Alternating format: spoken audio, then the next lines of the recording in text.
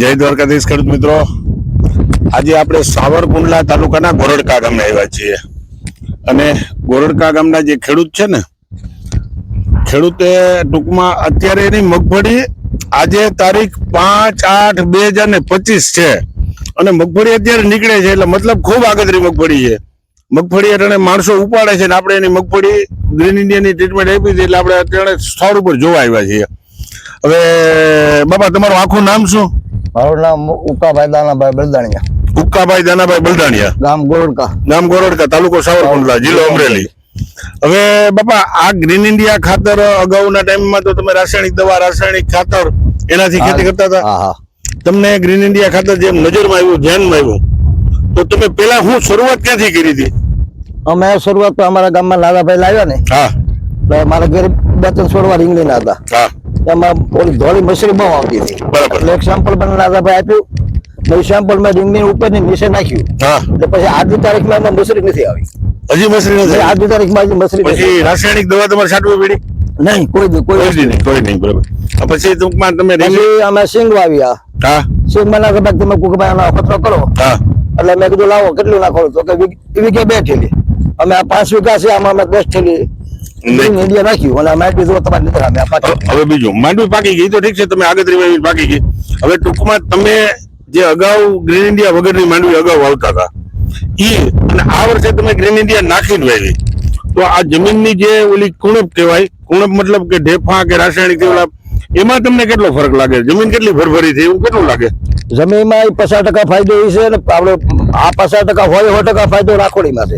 રાખોડી મતલબ આ બેડમાં જે ભવમાન અંદર જેને ફૂગ તમે ફૂગ, અમે રાખોડી કી દેશી ભાઈ. હા, એ તો વિસ્તાર ફરે એટલે ભાષા ફરે, એટલે એ 20 થી 30% આમાં ફૂગ લાગતી હતી છોડવો ને. હા, મને કહો 100 છોડવા એમાં 30 છોડવા રાખોડીના હોય જ. બરાબર. તો આ વર્ષે નથી? આ વર્ષે 10% રહ્યા. 10% રહ્યા? હા, 10% રહ્યા. પણ એની અંદર છે ને બેક્ટેરિયા ભેળવવાના આવે, એ આપણને મળ્યા નહોતા, આપણને એકબીજાને પરિચય નહોતો, એટલે તમે નાખ્યું નથી. પણ એ બેક્ટેરિયા જો મેં કીધું નાખ્યા હોત ને તમે, તો એ બિલકુલ ના આવે. બરોબર. બીજું આમાં તમને શું ફાયદા દેખાડે કે દાખલા તરીકે તમારી મગફળી આ લોકો ઉપાડે છે, બરાબર છે, તો પછી આ મગફળીની આખી જે લીલપ એટલે કે જે ફળદ્રુપતા છે એમાં કેટલા ટકાનો ફરક લાગ્યો? એમાં હોય 100% છે. માંડવી જયારે પાકે આપણે હર કોઈ નહીં, એટલે ત્યારે ખાલી ઉપર જ પાંદડા આવે, એક સોટલી, બીજા બધા દાંડા જ હોય. આ ઠળિયાથી જે પીસા લગી તમે જોઈ જુઓ પાંદડા, એમાં એક પણ પાંદડું નીચે કરેલ નથી. આમ તમે જોઈ જાઓ પડામાં, એટલે પાંદડાની મજબૂતાઈ એકદમ ટકી રહી. હા ભરતભાઈ, માંડવી, પાળેલી માંડવી અને ઊભી માંડવીનો બધાનો વ્યવસ્થિત વિડીયો બનાવો. ખેડૂત મિત્રો, અત્યારે આ મગફળી ઉપડે છે અને આ મગફળી ટૂંકમાં હવે તો ઓરામાં જાય, કેમાં જાય? વેચાણમાં. હાલ બુડી થાય 1200-1300 રૂપિયા આવે છે.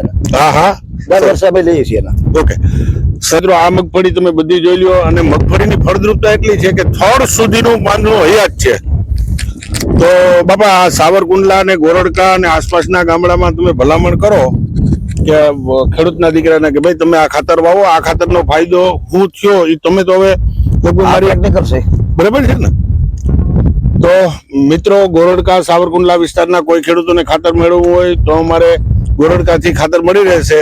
ગોરડકાના અમારા ડીલર છે નાજાભાઈ રાણાભાઈ બલદાણિયા. નાજાભાઈ, તમારો મોબાઈલ નંબર આપો. 78-744-12-800. દરેક મિત્રોને ખાસ વિનંતી. અને બાપા તો આપણા ખૂબ વડીલ છે અને એની ગ્રીન ઇન્ડિયા જાતે વાપરી અને અનુભવનું વર્ણન કર્યું છે. માંડવી પકવી.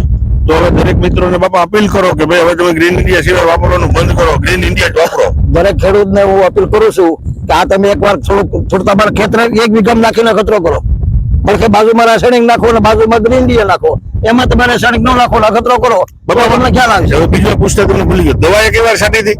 હા, દવા 1-2 વાર છાંટી. હા, પણ તમારે દવાઈ ન છાંટવી પડે, આપણા ખાતરનું દ્રાવણ બનાવીને છાંટો ને. પણ આપણને ખ્યાલ નહોતો, પણ જેમ અનુભવ થતો જશે એમ બધું ખ્યાલ આવતો જશે. ઓકે, તો દરેક ખેડૂત મિત્રો ગ્રીન ઇન્ડિયા ખાતર વાપરો. આપણા પશુધન આ જ ભૂકો, આ ડાઠા આપણા પશુધન ખાશે તો આપણા પશુધનને ઝેરમાંથી મુક્તિ મળશે અને આપણી મગફળીનું તેલ બનશે. એ જે પ્રજા ખાશે એને ઝેર મુક્તિ મળશે. તો ગ્રીન ઇન્ડિયા અપનાવો એવી અમારી ભલામણ છે.